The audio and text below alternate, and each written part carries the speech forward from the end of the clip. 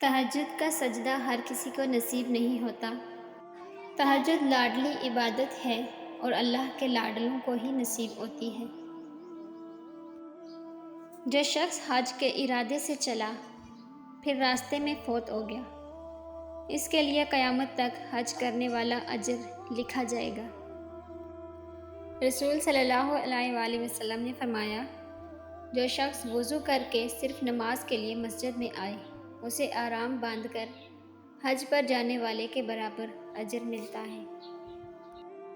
شکر کی توفیق نعمت سے بڑھ کر ہے۔ رسول صلی اللہ علیہ وآلہ وسلم نے فرمایا، جب اللہ رب العزت بندے کو کوئی نعمت عطا فرماتا ہے اور وہ بندہ اس نعمت کے ملنے پر الحمدللہ کرتا ہے، تو بندے کے جو شکر ادا کیا وہ اسے ملنے والی نعمت سے افضل ہے۔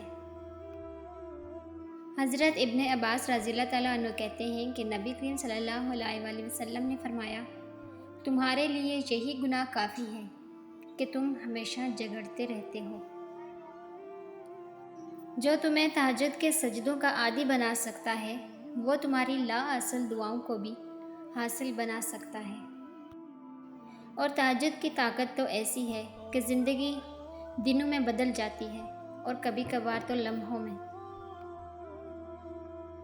جس رات نیند نہ آ رہی ہو، اس رات اللہ چاہتا ہے مجھ سے میرا بندہ باتیں کرے، اپنے دل کا بوجھ ہلکا کرے، جو بھی من میں ہے سب کہہ دے۔ اس کے در پہ جا کے صرف ایک بار بے شک ہلکا سا ہی کہہ دو، اے اللہ میں آ گیا، بس مجھے تھام لے، اپنی رحمت کے سائے میں مجھے سمیٹ لے، کوئی نہیں آپ کے سوا جو مجھے سنے، پھر تم دیکھنا کیسے وہ تھام لے گا۔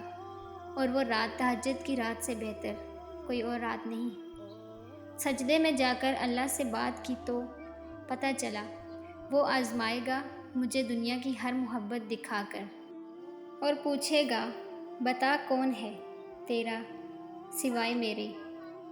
بات تہجد کی ہے تو ذرا محبت سے سنیے گا۔